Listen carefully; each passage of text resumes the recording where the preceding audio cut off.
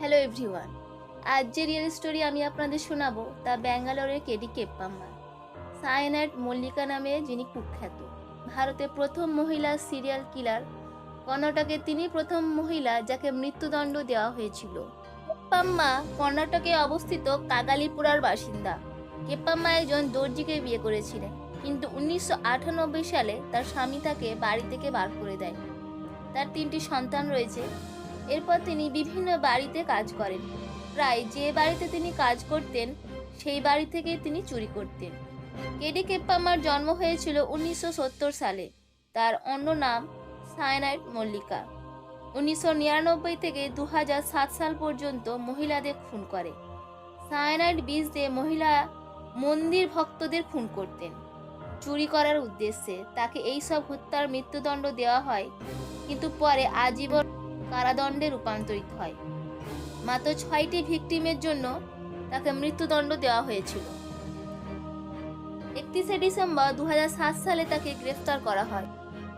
KD কেপ্পাম্মা একাধিক মহিলাকে খুন করেছেন, কিন্তু মাত্র 6টি খুনের জন্য তাকে দোষী সাব্যস্ত করা হয়েছিল। কেপ্পাম্মার বিরুদ্ধে অভিযোগ করা হয়েছিল যে তিনি বেঙ্গালুরুর কাছে প্রায় মন্দিরে যেতেন এবং সেই সব মহিলাদের শিকার করতেন যারা দুর্দশাগ্রস্ত বলে মনে করা হতো। একজন মহিলাকে দেখার পর তিনি তাদের সমস্যাগুলো শুনতেন এবং মণ্ডল পূজা করার পরামর্শ দিয়ে তাদের বিশ্বাস অর্জন করতেন। তিনি নিজেকে এমনভাবে দেখাতেন যে তিনি একজন ধার্মিক মহিলা। এরপর তিনি সেই সব মহিলাদের শহরের উপকণ্ঠে একটি মন্দিরের পূজার ব্যবস্থা করার প্রস্তাব দিতেন। তাদের সূক্ষ্ম পোশাক পরে কেপ্পাম্মা অনুষ্ঠানে আসতে বলতেন। তাদের চোখ বন্ধ করে তাদের সায়ানাইডযুক্ত জল গঙ্গা জল বলে তাদের খাওয়াতেন। কেপ্পাম্মা গহনার দোকান থেকে সায়ানাইড নিতেন। সায়ানাইড সোনার গহনা পরিষ্কারে ব্যবহার করা হয়। কেডি কেপ্পাম্মা বলেছেন তিনি সিনেমা থেকে শিখেছেন সায়ানাইড দিয়ে হত্যা করার বিষয়। এই পদ্ধতি থেকে তার ডাকনাম হয় সায়ানাইড মল্লিকা। তখন তারা সায়ানাইড পান করত, কেপ্পাম্মা তাদের নাক চেপে রাখত। ভিকটিম মারা গেলে তাদের মূল্যবান জিনিসপত্র টাকা সব ছিনতাই করতেন। প্রত্যেকটি খুনের পর সে তার পরিচয় পরিবর্তন করতেন। কেপ্পাম্মাকে 2000 সালে বিদাদিতে পুলিশ গ্রেফতার করে। তিনি একটি বাড়ি থেকে মূল্যবান জিনিস চুরি করার চেষ্টা করে, যেখানে তাকে অনুষ্ঠান করার দায়িত্ব দেওয়া হয়েছিল। ভিকটিম চিৎকার করে পালিয়ে যেতে সেখানে কেপ্পাম্মাকে পুলিশ গ্রেফতার করেছিল। এই গ্রেফতারে 6 মাস জেলে থাকতে হয় তাকে, তারপর মুক্তি পেয়ে যায়। 1999 সালে 19শে অক্টোবর ফস্কেতে তার প্রথম হত্যা। তার শিকার 30 বছর বয়সী মমতা রাজন, যিনি একটি মন্দিরে প্রার্থনা করার সময় নিহত হন। 2007 সালে কেপ্পাম্মা 10ই অক্টোবর থেকে 8ই ডিসেম্বরের মধ্যে আরও 5 জন মহিলাকে হত্যা করে। তার দ্বিতীয় শিকার হয়েছিল এলিজাবেথ, যার বয়স ছিল 52 এবং শতানুর থেকে। এলিজাবেথ তার নিখোঁজ নাতনিকে খুঁজে পাওয়ার জন্য প্রার্থনা করছিলেন। কেপ্পাম্মা তাকে কাবালাম্মা মন্দিরে নিয়ে গিয়ে হত্যা করে। কেপ্পাম্মার তৃতীয় শিকার হয়েছিলেন যশোধাম্মা, বয়স 60। তিনি ডিসেম্বর 2007 সালে সিদ্ধগঙ্গা মঠ কারাটা সান্দ্রায় নিহত হন। কেপ্পাম্মা হাঁপানি থেকে মুক্তি দেওয়ার জন্য একটি অনুষ্ঠান করার প্রতিশ্রুতি দিয়েছিলেন। চতুর্থ শিকার হয়েছিল 60 বছর বয়সী মুনিয়াম্মা, যিনি ভক্তিমূলক গান করতে চেয়েছিলেন। তিনি ইয়ালাহাঙ্গার বাসিন্দা এবং ইয়াদিউর সিদ্ধলিঙ্গেশ্বর মন্দির থেকে হত্যা করা হয় তাকে। তার পঞ্চম শিকার পিল্লাম্মা, বয়স ছিল তার 60, মাদ্দুর বিদ্যানাথপুরায় নিহত হন। পিল্লাম্মা হেব্বাল মন্দিরের একজন পুরোহিত ছিলেন। কেপ্পাম্মা পিল্লাম্মাকে বলেছিলেন যে তিনি হেব্বাল মন্দিরের জন্য একটি নতুন খিলান স্পন্সর করবেন। কেপ্পাম্মার শেষ শিকার ছিলেন নাগাভেনি, একজন 30 বছর বয়সী মহিলা, যিনি নিঃসন্তান হওয়ায় গর্ভবতী হওয়ার জন্য প্রার্থনা করছিলেন। কেপ্পাম্মা ঘুমন্ত অবস্থায় তাকে হত্যা করে। 2006 সালে কোলার জেলার একটি তীর্থযাত্রী কেন্দ্রে 22 বছর বয়সী রেণুকাকে কেপ্পাম্মা হত্যা করেছিলেন বলে অভিযোগ করা হয়েছিল। রেণুকা 7ই ডিসেম্বর 2006 একটি মন্দিরের ছাত্রাবাসে খুন করা হয়েছিল। রেণুকার বোন মণি জোর দিয়েছিলেন যে কেপ্পাম্মা রেণুকাকে হত্যা করেছেন।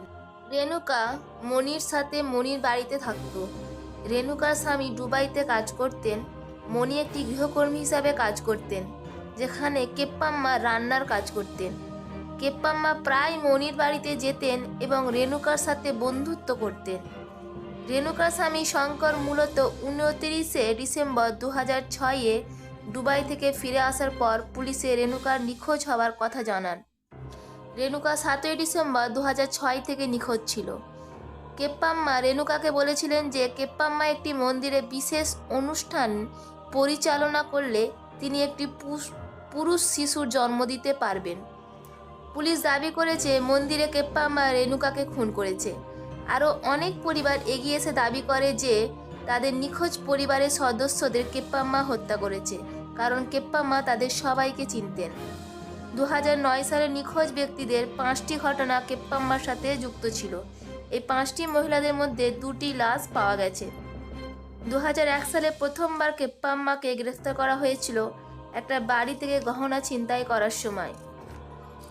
পুলিশ তাকে গ্রেফতার করে যেখানে তিনি একটা পূজার অনুষ্ঠান করছিলেন। সেই সময় তাকে 6 মাসের কারাদণ্ড দেওয়া হয়। 31শে ডিসেম্বর 2008-এ কেপ্পাম্মাকে একটি বাস স্ট্যান্ড থেকে গ্রেফতার করা হয়, যেখানে তিনি ভিকটিমের গহনা বিক্রি করার চেষ্টা করেন। কেপ্পাম্মা জয়াম্মা নামটি সেখানে ব্যবহার করেছিলেন। কেপ্পাম্মাকে পৃথক বিচারে একাধিক হত্যার জন্য দোষী সাব্যস্ত করা হয়েছিল। 2010 সালে মুনিয়াম্মা হত্যার জন্য মৃত্যুদণ্ড দেওয়া হয়েছিল। 2012 সালে নাগবেনি হত্যার জন্য তাকে আরেকটি মৃত্যুদণ্ড দেওয়া হয়। কেপ্পাম্মা ছিলেন কর্ণাটকের এবং ভারতের প্রথম মহিলা যাকে মৃত্যুদণ্ড দেওয়া হয়েছিল। নাগাবেনির মৃত্যুর জন্য তার সাজা পরে জেলে যাবজ্জীবনে রূপান্তরিত হয়। কারণ সাজাটি রূপান্তরিত হয় কেপ্পাম্মার বিরুদ্ধে কেবল পরিস্থিতিগত প্রমাণ ছিল। 2017 সালে কেপ্পাম্মাকে ভিকে শশিকলার জেলে প্রতিবেশী হওয়ার কারণে আবারও চর্চায় আসে। শশিকলা জেলে থাকার সময় কেপ্পাম্মা বারবার তার সাথে দেখা করতেন।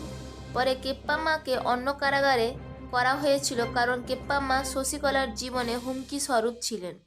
পরে অন্যরা তা অস্বীকার করে এবং বলে যে দুজনের মধ্যে খুব বন্ধুত্ব ছিল।